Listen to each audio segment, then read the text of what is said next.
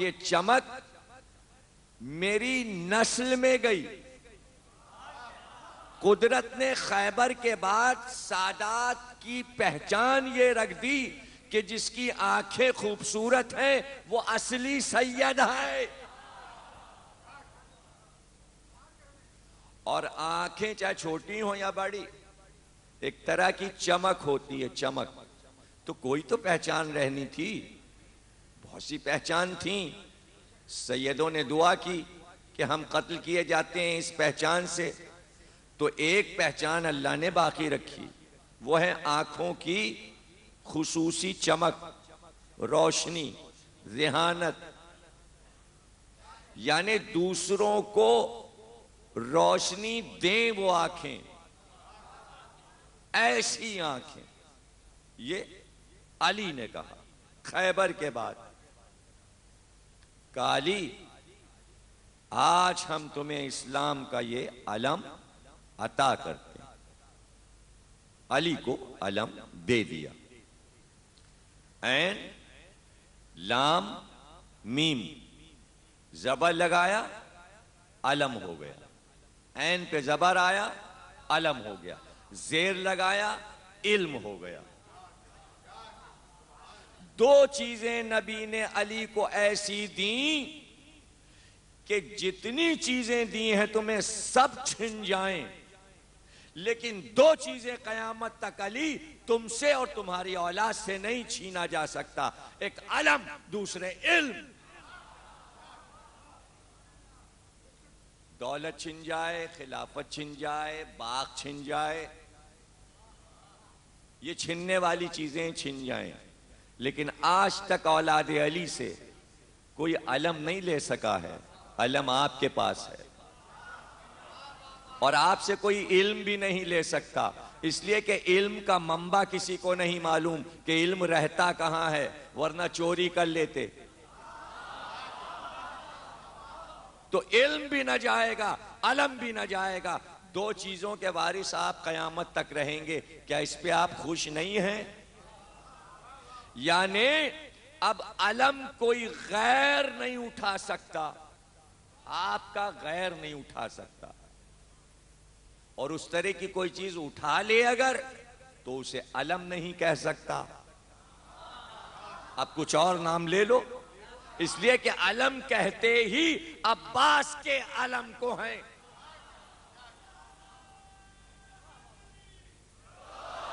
لغت میں بھی علم کے معنی دیکھیے گا تو آگے لکھا ہوگا عباس کا علم, جو کربلا میں عباس کو دیا گیا.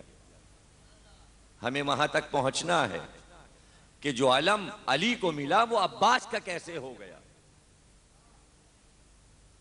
علی کو خیبر میں علم ملا. اب یہ ذہن میں رکھیے گا, جزیات اگر ذہن میں رہیں تو تقریر سمجھنے میں آسانی ہوتی ہے. حضور کو دنیا کے بہت سے بادشاہ تحفے بھیجا کرتے تھے, تو اس زمانے میں مخصوص تحفے جو ہوتے تھے وہ کچھ خاص چیزیں تھیں. گھوڑا, اونٹ, تلوار, زرہ, سپر, یا یمنی چادریں, یا نیزے. یہ اس زمانے کے قیمتی تحفے کہلاتے تھے. اور بڑے بڑے بادشاہ جب حضور کو کوئی تحفہ بھیجتے تو انہی میں سے کچھ چیزیں بھیجا کرتے تھے. اس لیے کہ بعض چیزیں عرب میں نہیں ہوتی. مثلا بانس سے بنتا ہے نیزہ, عرب میں بانس نہیں پیدا ہوتا, اس لیے نیزہ ہندوستان سے بنا کر لایا جاتا تھا, اور عربوں کو وہ اچھا لگتا تھا, قیمتی ہوتا تھا. نیزہ خطی ہندوستان کے بانس کا بنا ہوا, اس میں سینہ لگا دی, بھالا ہو گیا, سینہ ہو گئی. تو یہ تحفے باہر سے آتے تھے. جس ملک میں جو اچھی چیز ملتی وہ بادشاہ بھیج دیتا. تو یمن کے بادشاہ نے گھوڑے بھیجے, نجاشی نے اور مقوقس نے، مصر کے بادشاہ نے، اور یوگنڈا افریقہ کے بادشاہ نجاشی نے دلدل بھیجا۔ دلدل کا نام آپ نے سنا ہے؟ دلدل گھوڑا نہیں تھا، خچر تھا، اور عرب میں خچر نہیں ہوتا تھا، تو اس نے ایک خچر بھیجا۔ خچر گھوڑے سے ذرا چھوٹا ہوتا ہے، تو تحفے تھے، جیسے گھوڑے تھے ویسے یہ خچر بھی تھا، اور ان کی نگرانی کے لیے لوگ مقرر تھے،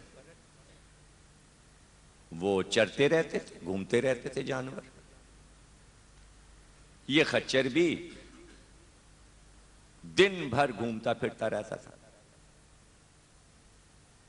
چرتا رہتا تھا کھیتوں میں، باغوں میں، ادھر ادھر،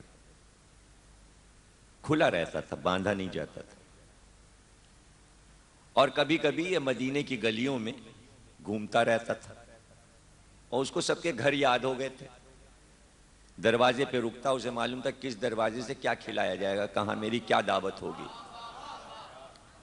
لوگ پہلے سے تیار رہتے کہ حضور کا خچر آئے گا، تو اس کے لیے کچھ نہ کچھ رکھتے تھے۔ اب اس زمانے میں جو چیزیں بھی گھوڑے کو کھلائی جاتی ہوں، مجھے کیا پتا، مجھے نہیں پتا کہ دودھ جلیبی وہاں ہوتی تھی کہ نہیں، چنے کی دال وہاں ہوتی تھی کہ نہیں، کچھ نہ کچھ تو کھلاتے ہوں گے گھر والے۔ تو کیا سمجھ کے کھلاتے تھے، کیا سمجھ کے اس کی خاطر کرتے تھے؟ کوئی اسے بھگاتا نہیں تھا اپنے گھر کے دروازے سے، بلکہ سب انتظار کرتے تھے کب آئے گا۔ تو کیوں اس کی خاطریں ہوتی تھی؟ حضور کا گھوڑا ہے نا، تو ہر دروازے پہ اسے نظر دی جاتی تھی، نیاز دی جاتی تھی۔ تو اگر آج اسی گھوڑے کی شبیہ گھروں پہ رک کر زیارت کے لیے کچھ لوگ اسے کچھ کھلائیں پلائیں، تو اس میں کوئی بری بات تو نہیں ہے۔ یہ رسم تو عرب کی پرانی چلی آ رہی ہے، بھول کیوں گئے سب؟ اب لوگ کہیں گے ہاں گھوڑا اس زمانے میں تھا، اب گھوڑا کہاں ہوتا ہے؟ ارے نہیں ہوتا تو یہ لوگ تو لے کے آ رہے ہیں، ہوتا تو ہے نا۔ تو خاطر تو ہونی چاہیے کہ بھائی گھوڑے کو عرب میں مجاہد کہتے تھے، غازی مرد کہتے تھے، اس لیے کہ آدھا کام سپاہی کرتا تھا اور آدھا کام اس کا راہبار۔ وہ ناراض ہو جائے، بگڑ جائے، تو میدان جنگ میں جہاں تلواریں چل رہی ہوں، اگر گھوڑا راضی نہ ہو تو جنگ کیسے ہو سکتی ہے؟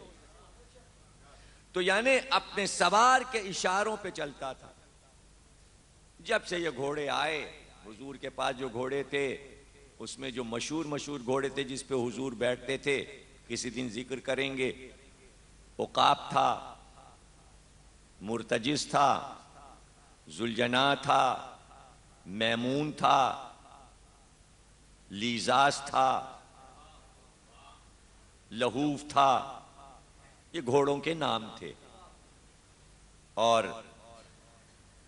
ان گھوڑوں پر حضور ایک دو بار مختلف جنگوں میں سوار بھی ہوئے، اور اس میں سے کچھ خصوصی پسندیدہ گھوڑے تھے، اور ان کے سب کے الگ الگ رنگ تھے، الگ الگ عادات و اطوار، قد و قامت، ان کی یال، ان کے کان، ان کی گردن کے خم، ان کے سم، یہ سب کسی دن بیان کریں گے تفصیل کے ساتھ۔ سب پہ سوار ہوئے، لیکن یہ جو خچر آیا تھا مصر سے،